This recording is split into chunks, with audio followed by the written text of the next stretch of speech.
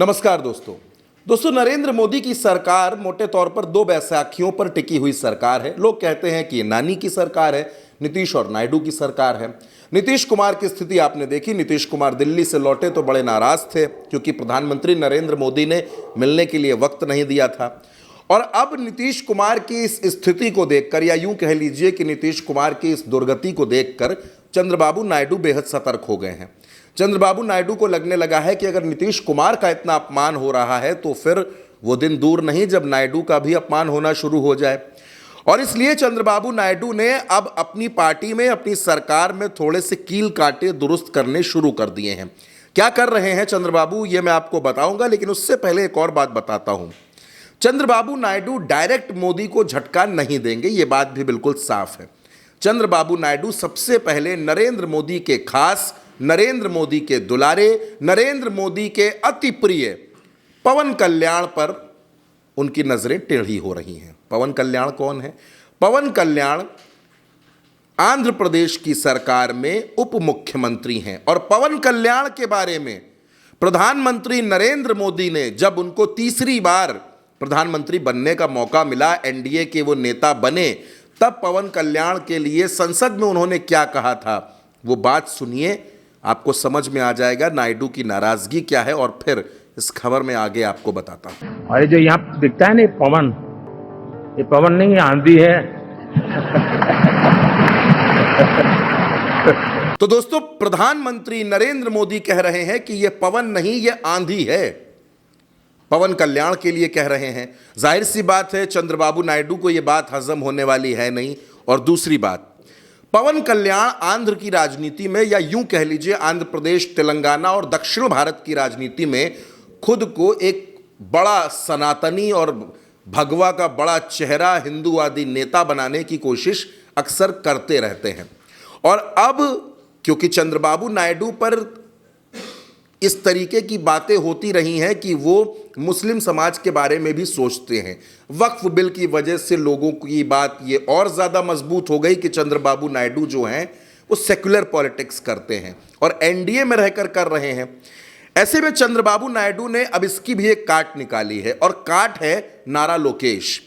अब आप सोच रहे होंगे नारा लोकेश कौन है? दो नाम आप अपने जहन में रखिएगा, नारा लोकेश और ब्रह्माणी का। नारा लोकेश आंध्र प्रदेश की सरकार में मंत्री हैं, कई महत्वपूर्ण विभाग उनके पास, इलेक्ट्रॉनिक्स, कम्युनिकेशन, ह्यूमन रिसोर्स, ये डिपार्टमेंट उनके पास हैं। और ब्रह्माणी नारा लोकेश की पत्नी हैं। नारा लोकेश चंद्रबाबू नायडू के बेटे हैं। हाल ही में नारा लोकेश और ब्रह्माणी आपको वाराणसी में नजर आए, प्रयागराज महाकुंभ में नजर आए।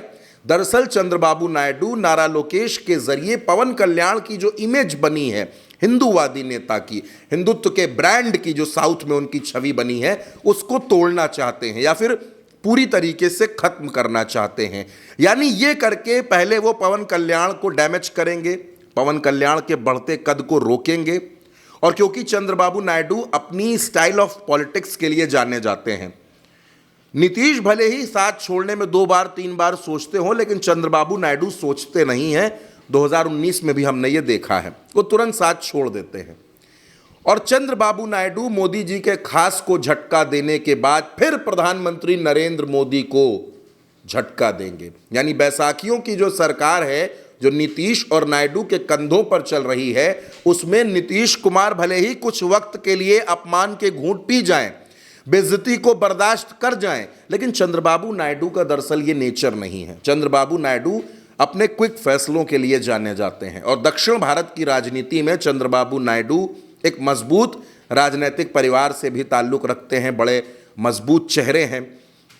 तो कुल मिलाकर दोस्तों, दरअसल बात यह है कि नीतीश कुमार के साथ जो कुछ हुआ, पहले जेपी नड्डा ने मिलने से इनकार कर दिया, बुलाकर मना कर दिया, आप ये कह सकते हैं कि दरवाजे से लौटा दिया।